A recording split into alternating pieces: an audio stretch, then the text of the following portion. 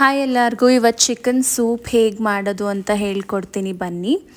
So ನಾನಿಲ್ಲಿ ತಗೊಂಡಿದ್ದೀನಿ carrot ಒಂದು ಸಣ್ಣದಾಗಿ ಹೆಚ್ಚಿರೋದು, 6 ಬೀನ್ಸ್ ಸಣ್ಣದಾಗಿ ಹೆಚ್ಚಿರೋದು, ಹಾಫ್ ಲೆಮನ್ ತಗೊಂಡಿದ್ದೀನಿ, ಒಂದು ಸ್ವಲ್ಪ ಕೊತ್ತಂಬರಿ, ಒಂದು ಎಸಳು ಬೆಳ್ಳುಳ್ಳಿ ಚಿಕ್ಕದಾಗಿ ಕಟ್ ಮಾಡ್ಕೊಂಡಿದ್ದೀನಿ, 2 ಹಸಿಮೆಣ್ಸಿನ್ಕಾಯಿ ಕಟ್ ಮಾಡ್ಕೊಂಡಿದ್ದೀನಿ, 5 to 6 ಚಿಕನ್ ಪೀಸ್ ತಗೊಂಡಿದ್ದೀನಿ. ಆಮೇಲೆ ಇಲ್ಲಿ ಎಗ್ ವೈಟ್ ಮಾತ್ರ ತೊಗೊಂಡಿದ್ದೀನಿ, 1 ಸ್ಪೂನ್ ಕಾರ್ನ್ಫ್ಲೋರ್, ಅದರಲ್ಲಿ ವಾಟರ್ ಹಾಕಿಟ್ಟಿದ್ದೀನಿ. ಆಮೇಲೆ ತುಪ್ಪ, ಬೆಣ್ಣೆ ಬೇಕಿದ್ರೆ ಬೆಣ್ಣೆನಾದರೂ ತೊಗೊಬೋದು. ಆಮೇಲೆ ರುಚಿಗೆ ತಕ್ಕಷ್ಟು ಉಪ್ಪು, ಪೆಪ್ಪರ್. ಒಂದು ಬಾಣಲಿಲಿ ಇವಾಗ ತುಪ್ಪ ಹಾಕ್ತಾಯಿದ್ದೀನಿ.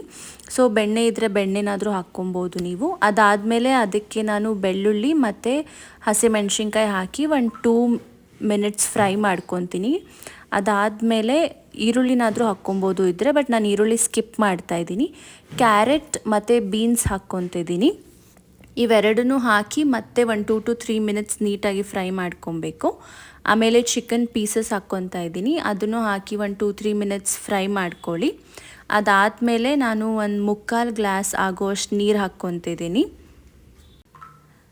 ಅದಾದಮೇಲೆ ಅದಕ್ಕೆ ನಾನು ರುಚಿಗೆ ತಕ್ಕಷ್ಟು ಉಪ್ಪು ಹಾಕ್ಕೊತಿದ್ದೀನಿ. ಉಪ್ಪು ಹಾಕಾದ್ಮೇಲೆ ಇದನ್ನು ನಾನು ಕ್ಲೋಸ್ ಮಾಡಿ ಎಕ್ಸಾಕ್ಟ್ 5 ಮಿನಿಟ್ಸ್ ಬೇಯಿಸ್ಕೊತೀನಿ. ಆಮೇಲೆ ಚಿಕನ್ ಬೆಂದಿರುತ್ತೆ ಒಂದು 90%, ಅದನ್ನು ಚಿಕನ್ ಎಲ್ಲ ಆಚೆ ತಕ್ಕೊಬೇಕು. 90% ಬೆಂದಾದಮೇಲೆ ಅದನ್ನು ಹೀಗೆ ಸಣ್ಣದಾಗಿ ಬಿಡಿಸ್ಕೊಬೇಕು. ಚಿಕನ್ ಎಲ್ಲ ಆ ಥರ ಬಿಡಿಸ್ಕೊಂಡಾದ್ಮೇಲೆ ಮತ್ತೆ ನೀರು ಹಾಕ್ತಾಯಿದ್ದೀನಿ. ಇಲ್ಲಿ ನಾನು 1.25 ಲೀಟರ್ ಆಗೋಷ್ಟು ನೀರು ಹಾಕ್ತಿದ್ದೀನಿ. ಆಮೇಲೆ ಚಿಕನ್ ಬಿಡಿಸಿರೋದು ಹಾಕ್ಕೊಬೇಕು. ಆಮೇಲೆ ಕಾರ್ನ್ಫ್ಲೋರ್ ವಾಟರ್ ಇಟ್ಟಿದ್ವಲ್ಲ ಅದನ್ನು ಹಾಕ್ಕೊಬೇಕು.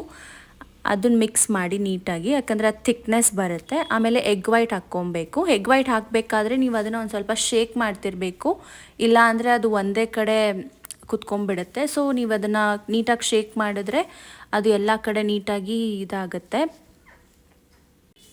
ನೀಟಾಗಿ ಮಿಕ್ಸ್ ಮಾಡ್ಕೊಳ್ಳಿ. ಈಗ ಫುಲ್ ಮಿಕ್ಸ್ ಮಾಡಾದಮೇಲೆ ಇವಾಗ ಪೆಪ್ಪರ್ ಹಾಕ್ಕೊತಾ ಇದ್ದೀನಿ. ನೀವು ಈ ಟೈಮಲ್ಲಿ ಉಪ್ಪು ನೋಡಿ ಹಾಕ್ಕೊಬೋದು. ಇವಾಗ ನಾನು ಅದನ್ನು ಮತ್ತೆ 5 ಮಿನಿಟ್ಸ್ ಕ್ಲೋಸ್ ಮಾಡಿ ಇಡ್ತಿದ್ದೀನಿ.